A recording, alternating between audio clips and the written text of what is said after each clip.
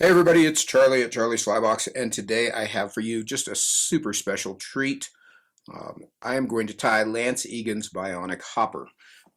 Some of you know that in 21 years, we took our first day off. We closed the shop. We all went fishing together. We went down to the Arkansas, and Max used Lance's Bionic hopper and caught a bunch of fish on it. So now it's his favorite fly in the world, which offends me.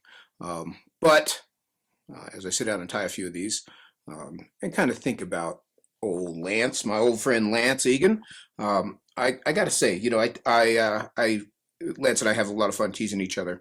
But Lance is one of those tires that just ties simple stuff that is not one single thing more than it needs to be, and yet is perfect for what it's supposed to do.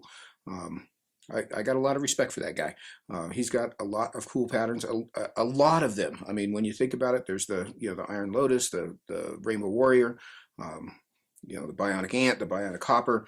He's got a bunch, the Poacher, a bunch of really staple flies. The guy really does know his stuff. So that's the nicest I'm going to ever be to him, and I'll immediately go back to teasing him endlessly. But I'm going to tell you this Bionic Hopper of his, which is, chubby-esque, but so much more. When you look at the bottom of this fly, that's pretty hoppery, and pretty well designed. So I'm going to twist one up for you, and see what you think. I think you should tie some up and take them and fish them. I've got 4 of them on my desk now, and they're going directly into my fly box because I didn't have any last week. But my old Charlie Boy hopper worked just fine too. Probably worked better, honestly. I mean, the truth of the matter is it probably really did work better. But we'll let Max and Lance have their moment. At any rate, I'm going to twist this up. I'm going to tie you a size 10. And what I've got in my vise is a Tiemco 100 SPBL, size 10. And I've got some tan 3/0 monocord. And I'm going to start this thread just behind the eye. One of the cool things about this fly, truthfully, is that it's really very simple. It's not a complicated fly. And there's something to be said for making great flies that are not complicated. I make great flies that are complicated. Lance makes great flies that are not complicated, and I'm sort of enamored with that as of late. So I just made a thread base from the hook eye all the way back down to the hook bend, and at that point I'm going to take 2 strands of orange crystal flash, and I'm going to bump the thread forward just a turn here, and I'm going to catch it in the middle of its length, and then I'm going to fold that back and wrap over it, and I want to make sure that that's centered on top of the hook. And then I'm going to cut that to about 3/4 of a hook gap. Got kind of a weird little splay on that, but you'll see in just a minute that's not going to make a difference. So now I've got a 3/16 inch diameter tan foam cylinder. And I'm going to take this with my scissors, try to do this where you can see it, and I'm going to cut a long angle up toward the butt end like so. And I'm going to measure this about a whole shank length. Maybe even a little longer, whole hook length even. And I'm going to tie this in back here at the bend. I'm going to put a turn around it and tighten it down, put another turn over it. Now here's, I love learning new things, and this is one of the cool things about doing so many different flies. We all get in our little rut of doing what we're going to do, and only that. When I tie other people's flies, I learn little tricks, and one of the little tricks is when you tie foam down on a hook, very often when you pull on your thread, you'll roll the foam. One of the tricks that Lance does is takes a couple turns around that, then he'll take a turn around the hook. And what that does is it takes the tension off the foam and puts it around the hook shank. Then he'll come back over. It just kind of locks everything down there. So we've got just a narrow little waist in there right now. Now what I'm going to do is I'm going to pull that foam forward, and I'm going to create a little band. And again, same move. Create a little band of space. Watch your hook point there. So we've got a little space in between. And you don't have to sweat covering that up completely. We've got plenty more thread work to do here. So you don't have to sweat about covering that up completely just yet. Now I've got a piece of regular 2mm. I think this is brown. Might be cinnamon, but I think it's just brown. And it's cut just about as wide as the gap of the hook. And what I'm going to do with this is measure it just a little longer than the cylinder. I'm going to lay it on top, and I'm going to tie it down. And I want to make sure that that's squared up. And then I'm going to continue that same little band. And you've got to kind of put one turn behind the other to get it there.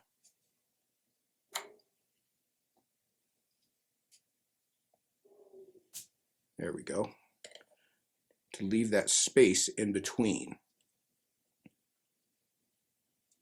I want to smooth that off a bit there. And again, make sure it's squared up on top of the hook as best you can there. So now I'm going to take, I think Lance uses trigger point fibers on the wing on his, but I'm going to always use macrame yarn. I just think it floats better. So I'm going to take some macrame yarn, and it doesn't take much. The first few of these that I tied a much heavier wing, more like a chubby, and it's just too much. You just don't need that much. So I take a pretty sparse little bunch here. I'm going to lay this in on top and catch it toward, let's talk about this, toward the front edge of this band. So I want to maybe move that thread forward just a bit. And I want to catch this yarn at the front edge of that band and get a couple turns over it, and again square things up. And then I'm going to fold it back and catch that edge so that it all leans back like so. Now I'm going to come in and put some legs in. Now the legs on this are Sexy Floss.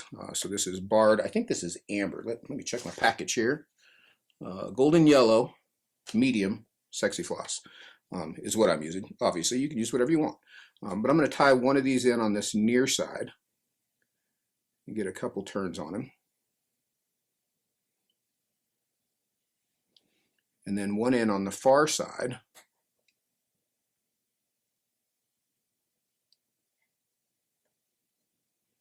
And one of the things you can do here is kind of square this up, make sure it's under the brown foam.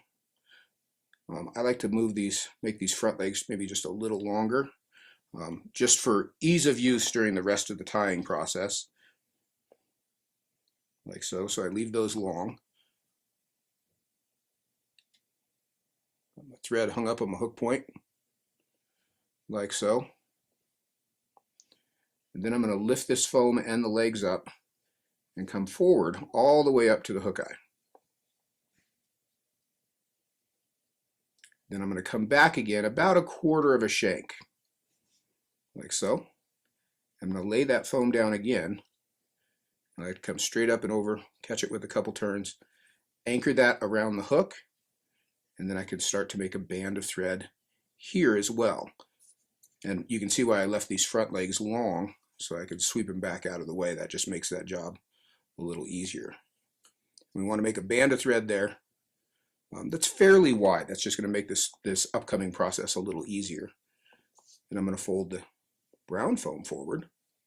And I like to pinch this down.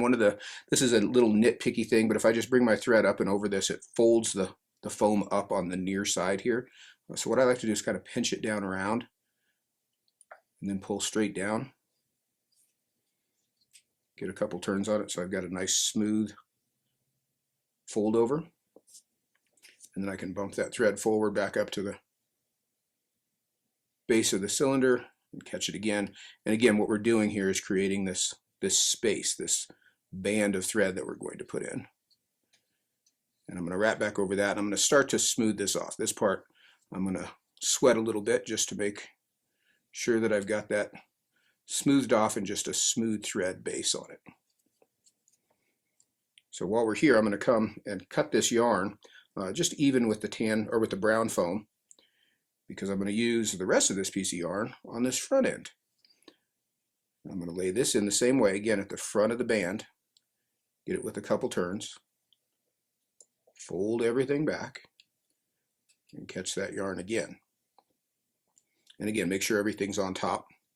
And you can come in and cut both wings to the same length at this point, and then pitch that little piece of yarn. So you can see we've got two tall wings there. I'll sweep those legs back and make sure I've got everything smoothed off. Now I'm going to bring the thread back to the back edge of that thread band. I'm going to fold my tan foam back. And again, kind of a loose turnaround. I like to fold this front corner down, tighten the thread toward me. So we've got that little head that we've created in there. And now we're going to put the front legs in. So the front legs are Sexy Floss as well, just not barred. Lance likes camel colored. I don't think I've got a label on this. This is sort of a gold color, also camel colored. Again, use whatever color you like. I'm going to catch this a couple times in this front notch on the near side, trim it off, and a couple turns on the far side. And again, on that far side, because it's the far side and you can't see it as well, make sure you squared that leg up as well. Then I'll jump in between and then jump to the hook eye. And I like to make a few turns here, build a little thread head. That's just going to prop this piece of foam up in the front so it keeps it up off the hook eye, makes the fly easier to thread. Then I'll come in and sweep everything back and whip finish. And trim that thread out. So then I'm going to come in and trim this brown foam off just into a short little stub, and that'll help to kind of sweep that wing back a bit. And this front piece I'm going to cut at an angle. So I'm going to angle my scissors against it. This is sort of the hopper head, and this you can kind of control the size of your fly.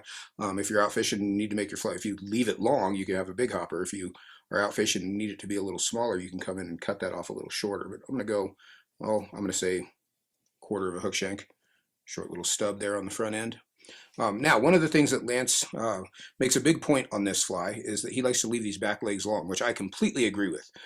Long legs work really well. They're very wiggly. So, fairly long back legs here. I'm going to square these up, get them all in position. You can see how wiggly those legs are. So fairly long on the back legs. I will tell you, if you leave them, if you make them too long, they'll foul around the hook bend constantly. So there's a happy median there. And then I'm going to trim the front legs just a bit shorter on all 3 on both sides. Kind of even